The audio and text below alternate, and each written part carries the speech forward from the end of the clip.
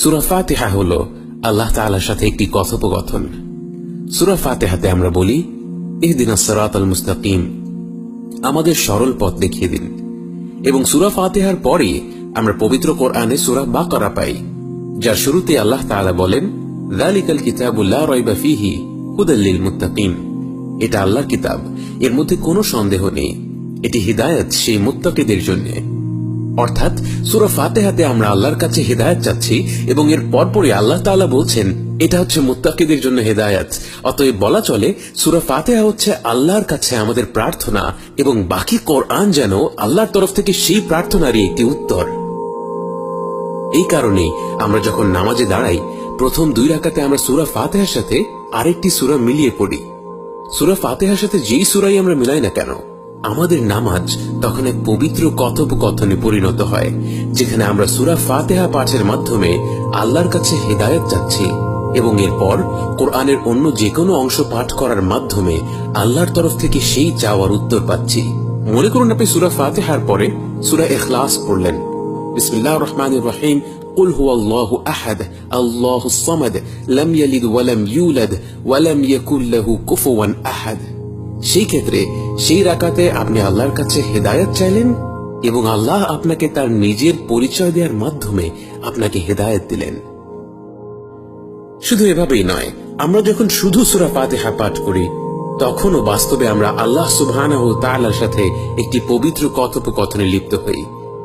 মুসলিম গ্রন্থের হাদিস কুদসিতে আমরা পাই, রাসূল সাল্লাল্লাহু আলাইহি ওয়াসাল্লাম বলেন, আল্লাহ তাআলা বলেন, আমার বান্দা যখন বলে আলহামদুলিল্লাহি রাব্বিল আলামিন, আমি তার জবাবে বলি হামিদানি আবদি, আমার বান্দা আমার প্রশংসা করেছে। সুবহানাল্লাহ। একবার ভেবে দেখুন, এই প্রকাণ্ড মহাবিশ্বের এক ছোট্ট নক্ষত্রপুঞ্জ রয়েছে, সেই ছোট্ট নক্ষত্রপুঞ্জে রয়েছে লাখো নক্ষত্র।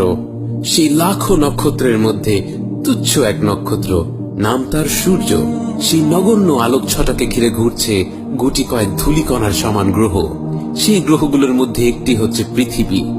নগণ্য এই ধূলিকণার কোনো এক ক্ষুদ্র কোণে শত কোটি সৃষ্টির ভিড়ে এক আপনি, মহাবিশ্বের তুলনায় ক্ষুদ্র, তুচ্ছ, উপেক্ষণীয় এক জীব।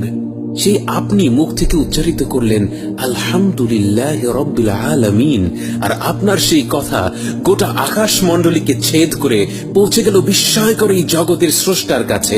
এবং সেই মহান সত্তা, সেই মহাবিশ্বের রব আপনার এই উচ্চারণ শুনে এতটা খুশি হলেন, এতটা গর্বিত বোধ করলেন যে তিনি তার সবচেয়ে কাছের ফেরেশতাদের নিকট বললেন, হামিদানি আবদি, আমার বান্দা আমার প্রশংসা করেছে। পৃথিবীতে এমন কোন পিতামাতা নেই যারা তাদের সন্তানকে নিয়ে এতটা গর্ববোধ করতে পারবে, এতটা আনন্দ বোধ করতে পারবে। সে সন্তান তাদের জন্য তার জীবনটাও দিয়ে দিক না কেন, এমন কোন বাবা মা নেই যারা তাদের সন্তানের কাজে এতটা খুশি হতে পারবে, যতটা আনন্দবোধ, যতটা গর্ববোধ আমার আপনার রব আমাদের নিয়ে করেন যখন আমরা বলি আলহামদুলিল্লাহি রাব্বিল আলামিন। এরপরে আমরা যখন বলি আর রহমানির রহিম, আল্লাহ তাআলা আরো খুশি হয়ে যান এবং বলেন আসনা আলাইয়া আবদি, আমার বান্দা আমার গুণাবলী বর্ণনা করেছে, গুণগান করেছে। অতঃপর আমরা যখন বলি মালিকি ইয়াউমিদ্দিন, তিনি বলেন মাজ্জাদানি আবদি, আমার বান্দা আমার মাহাত্ম্য বর্ণনা করেছে। এরপর আমরা বলি ইয়াকা না'বুদু ওয়া ইয়াকা নাস্তাঈন, আমরা শুধু আপনারই ইবাদত করি এবং আপনারই কাছে সাহায্য প্রার্থনা করি। তিনি তখন এর উত্তরে বলেন, এটা আমার এবং আমার বান্দার মধ্যকার ব্যাপার, আমার বান্দা যা চাইবে তাই সে পাবে। তাই এর পরপরই আমরা আল্লাহর কাছে সবচেয়ে মূল্যবান জিনিসটি চাই, কারণ আমরা বলি আমাদের সরল পথ প্রদর্শন করুন, তাদের পথ যাদের প্রতি আপনি অনুগ্রহ দান করেছেন, যারা গজব প্রাপ্ত নয় এবং পথভ্রষ্টও নয়। তখন আল্লাহ সুবহানাহু ওয়া তাআলা এর উত্তরে বলেন, এটা কেবল আমার বান্দার জন্য, আমার বান্দা যা চায় তাই সে পাবে। অতএব আমার প্রিয় ভাই ও বোনেরা, আমরা যখন নামাজে দাঁড়িয়ে সূরা ফাতিহা পড়ার সুযোগ পাবো, এটা আমাদের জীবনের সবচেয়ে বড় নিয়ামতগুলোর একটি, কারণ এর মাধ্যমে আমরা স্বয়ং আল্লাহ তাআলার সাথে কথা বলার সুযোগ পাচ্ছি। আমাদের প্রতিটি আয়াত পাঠ করার পর তিনি এর জবাব দেন। তিনি ব্যক্তিগতভাবে আমার আপনার কথা গর্বের সাথে, আনন্দের সাথে তার সবচেয়ে নিকটের বান্দাদের কাছে উল্লেখ করেন। আসুন আমরা আল্লাহর সাথে এই কথোপকথনের মাধ্যমে তার নৈকট্য লাভ করার চেষ্টা করি।